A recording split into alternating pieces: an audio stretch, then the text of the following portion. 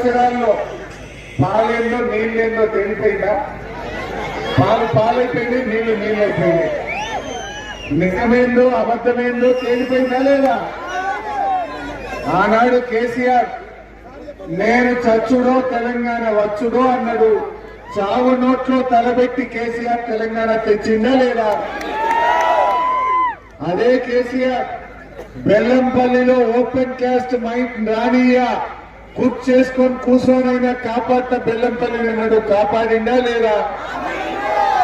మా బెల్లంపల్లిలో అందరికీ పట్టాలు ఇప్పిస్తా అని వేలాది మందికి పట్టాలు ఇప్పించిందా లేదా? డిపెండెంట్ ఉద్యోగాలు పునరుద్ధరిస్తా అని మాట ఇచ్చి డిపెండెంట్ ఉద్యోగాలు ఇచ్చిందా లేదా? అవ్వ తాతలకు 200 పెన్షన్ 2000 చేస్తా అంటే 2000 చేసిందా లేదా? ఆడబిడ్డ పెళ్లికి కళ్యాణ లక్ష్మి షాదీ ముబారక్ ఇస్తా అంటే ఇచ్చిందా లేదా?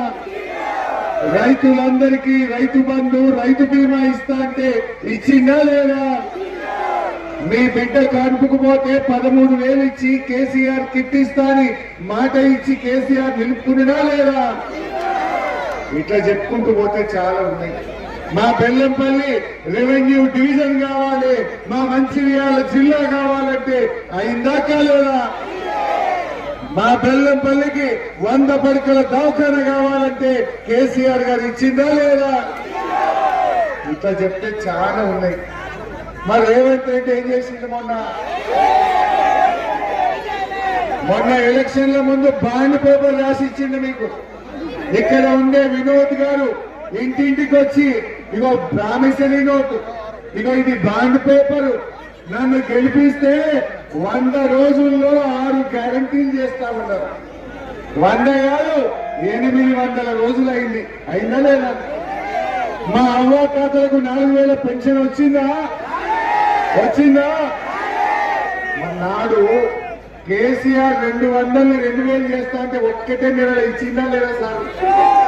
ఇప్పుడు 26 నెలలైనా 4000 పెన్షన్ రాలేదు. అంటే ఇవాళ రేవంత్ రెడ్డి ఏమనుకుంటున్నట? 4000 ఇవ్వకపోయినా, మహిళలకు మహాలక్ష్మి ఎగబెట్టినా, 3 సార్లు రైతు బంధు వేయకపోయినా, తులం బంగారం ఎగబెట్టినా ఓట్లకు పైసలు వస్తారట. హైదరాబాద్కి వెళ్ళి కట్టలు దిగినాయట. ఇవాళ రేపు ఇంటికి వచ్చి ఓటుకు 2000 4000 ఇస్తారట. టీఆర్ఎస్ అయితే 4000 ఇస్తారట, నడిమిట్టుంటే 2000 ఇస్తారట. మరి ఇక్కడ తీసుకుందామా? నేనేమంటా అంటే ఒట్లు పెట్టుకోమంటారట, విమానం పెట్టుకోమంటారు.